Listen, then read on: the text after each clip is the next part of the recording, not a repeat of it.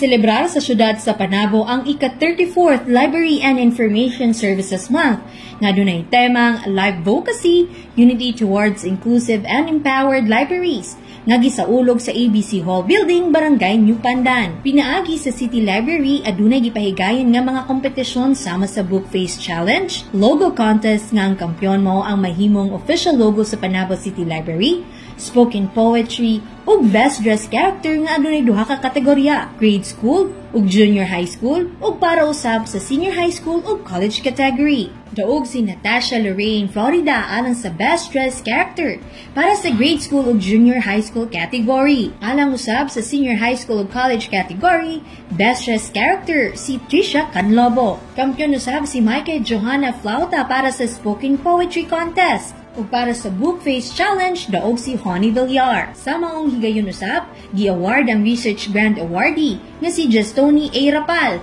na nahimong beneficiary sa pag-implementa sa iyang research study. Nakigduyog usab sa kasadya si City Information Officer Michael Angelo A. Resueño ug City Budget Officer Joven Sepe, isip mga miyembro sa Local Library Board. Ang pagsaulog sa Library Information Services Month sa Nobyembre, subay kini sa Proclamation Number 837 Series of 1991 nga nagpasiugda sa mahinungdanong papel sa mga librarya ug mga information centers sa komunidad ug nagtinguha sa pagpalanog sa positibong epekto sa maong kalihukan. Kauban sa kamera si Francis Paculanang ug Louie Panagsagan. Kini si Team Acevedo nga gikan sa City Information Office Broadcast Services alang sa Frontline News Panabo. Importante, informed.